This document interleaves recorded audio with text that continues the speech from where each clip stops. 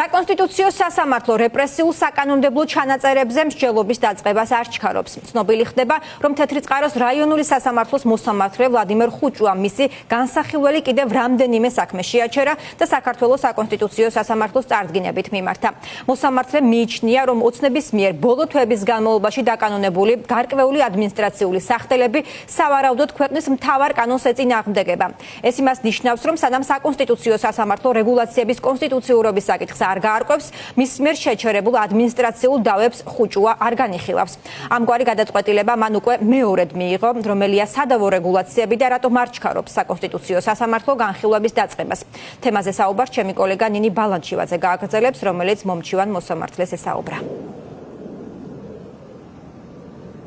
Კეთი, რამდენიმე წუთის წინ ვესაუბრეთ ჩვენ ვლადიმერ ხუჭუას და ის ჩვენთან საუბარში ამბობს, რომ სულ საუბარი არის 6 ადმინისტრაციულ საქმეზე, რომლის წარმოებაც თეთრი წყაროს მოსამართლემ შეაჩერა და საკონსტიტუციო სასამართლოსაც მიმართა, თუმცა ჯერჯერობით უცნობი არის, რა იქნება საკონსტიტუციო სასამართლოს გადაწყვეტილება და იმსჯელებს თუ არა და როდის იმსჯელებს საერთოდ ამ საკითხთან დაკავშირებით, თუმცა ეს არის ძალიან მნიშვნელოვანი, რომ რაც შეიძლება სწრაფად დაიწყოს მსჯელობა ამ საქმეებთან მიმართებით, ვინაიდან ამის შემდგომ უკვე თავად მოსამართლეც ამბობს იმას, რომ მათ შორის ეს აისახება მანიფესტანტებზე და იმ ადმინისტრაციულ სამართალდარღვევათა წარმოებებზე,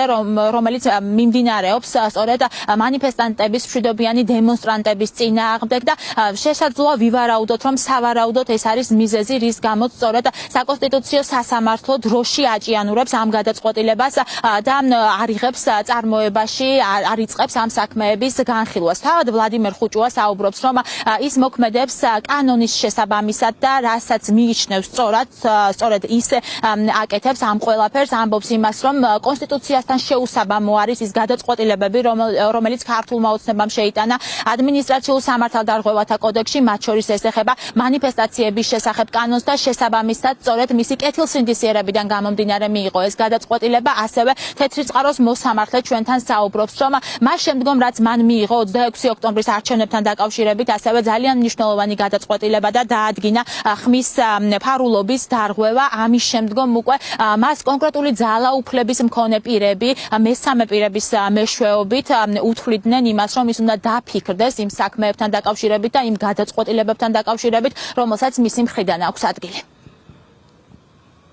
მივიღე გადაწყვეტილება ყველა ჩემს წარმოებაში არსებულ საქმეზე, სადაც მე დავინახე, რომ და ვფიქრობ, რომ კონკრეტული ადამიანის უფლება შეიძლება დაირღვეს, იმიტომ რომ კანონი, რომელიც მე უნდა გამოვიყენო, არღვევს მის უფლებას და ეწინააღმდეგება კონსტიტუციას. თამამი გადაწყვეტილებების და სწორი გადაწყვეტილებების გამო, რაიმე ან მუქარას ან რამეს ხომ არ ქონია ადგილი თქვენს სამართლით, რა შეგიძლიათ რომ გითხრათ? ამ ბოლო დროს განსაკუთრებით გააქტიურდა ეს საკითხები ჩემს მიმართ, რა თქმა უნდა მე პირდაპირ თუ ირიბად ამასთან დაკავშირებით მაქვს ინფორმაციაც, ყოფილა გარკვეული სახის კომუნიკაციაც ჩემთან ამასთან დაკავშირებით, ოღონდ უფრო შეფარვით მესამე პირების მეშვეობით ან ზოგადად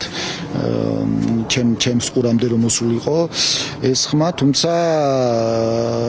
მე მგონი რომ დარწმუნებულები არიან და იციან რომ ამას ჩემზე გავლენა ვერ ექნება. იყო გარკვეული მე ვთვლი რომ ეს შეიძლება იყოს ვინმეს პირადი ინიციატივები და ეს მარტო ჩემს მიმართ არ იყო, ჩემს ახლობელ ადამიანების მიმართაც იყო, რომ გარკვეული შეზღუდვები, გარკვეული რაღაცა თავშეკავებები. ხუჭუამ საკონსტიტუციო სასამართლოს კონსტიტუციური წარდგინებებით უკვე მიმართა, რომ არაკონსტიტუციურად ცნოს ისვლილებები, რომელიც ქართულმა ოცნებამ შეიტანა ადმინისტრაციულ სამართალდარღვევათა კოდექსში და დღეს იურისტები საუბრობენ იმაზე, რომ მათ არ აქვს ცხადია მოლოდინი საკონსტიტუციო სასამართლოს მხრიდან, რომ მათი მხრიდან იქნება ობიექტური გადაწყვეტილება მიღებული, ვინაიდან ამბობენ, რომ ერთ ადამიანს აქვს მიტაცებული საერთოდ ყველა სახელმწიფო უწყება ქვეყანაში, თუმცა ისინი ამბობენ, რომ თუ იმ შემთხვევაში თუ ამ საქმეების განხილვა დაიწყო საკონსტიტუციო სასამართლომ, ეს იქნება ნამდვილად პრეცედენტი და პრეცედენტი მათ შორის დემონსტრანტების საქმეებთან დაკავშირებით, რომლებიც სწორედ ამ მეთოდებით ისჯებიან, საუბრობენ ასევე იმ კანონებზე, რომელიც ქართულმა ოცნებამ დაჩქარებული წესით ერთმანეთის მიყოლებით მიიღო ბოლო პერიოდში და ამბობენ, რომ ოცნების ხელისუფლების მიზანი არის მშვიდობიანი პროტესტის ჩახშობა.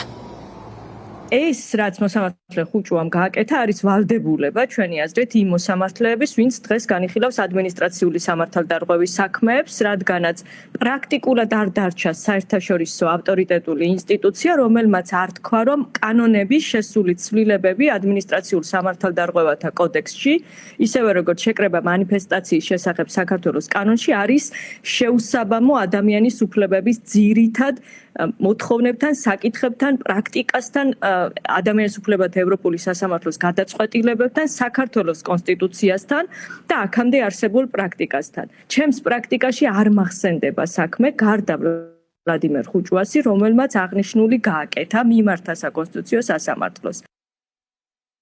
ძალიან მნიშვნელოვანია, როდესაც თუნდაც ერთი მოსამართლე ამ ყველაფერს უყურებს სამართლებრივად, ადამიანის უფლებების ჭრილში და ამას არ უყურებს პოლიტიკურად და შესაბამისად ძალიან მნიშვნელოვანია საკონსტიტუციოსთვის ამასთან დაკავშირებით მიმართვა, თუნდაც იმის დასადასტურებლად, რომ ეს ყველაფერი ნამდვილად არ არის სწორი, რასაც ქართული ოცნება აკეთებს. ამ შემთხვევაში, რა თქმა უნდა, საკონსტიტუციო სასამართლოსთან დაკავშირებით უამრავი შეკითხვა და ჩვენ არ ვიცით რა გადაწყვეტილება იქნება მიღებული, თუმცა ის რომ უკვე მიმართა, ესეც რა თქმა უნდა პრეცედენტულია. იურისტები თანხმდებიან იმაზე, რომ მნიშვნელოვანი არის სასამართლოს დამოუკიდებლობა და მნიშვნელოვანი არის ის, რომ დამოუკიდებელი გადაწყვეტილებები მიიღოს სწორედ მოსამართლემ. ეს არის მათი პირდაპირი ვალდებულება. ამ შემთხვევაში კი ვლადიმერ ხუჭუა მას შემდგომ, რაც მან მიიღო გადაწყვეტილება 26 ოქტომბრის არჩევნებთან დაკავშირებით, ახლა უკვე 6 ადმინისტრაციულ საქმის წარმოებასთან დაკავშირებით მიიღო მსგავსი გადაწყვეტილება, რომ წარმოება შეაჩერა და საკონსტიტუციო სასამართლოს მიმართა, რომ არაკონსტიტუციურად გამოცხადდეს ეს ნორმები, რაც ეხება ადმინისტრაციულ სამართალდარღვევათა კოდექსში შეტანილ ცვლილებებს, მსგავსი ცვლილებები მათ შორის ქართულმა ოცნებამ შეკრებებისა და მანიფესტაციების შესახებ კანონში შეიტანა და ყველა თანხმდება იმაზე, რომ იმ შემთხვევაში თუ საკონსტიტუციო სასამართლომ დაიწყო უკვე ამ საქმეების განხილვა, მაშინ ეს იქნება პრეცედენტი და ამ შემთხვევაში შეჩერდება იმ საქმეების წარმოება, რომლებიც მანიფესტაციების წინააღმდეგ მიმდინარეობს.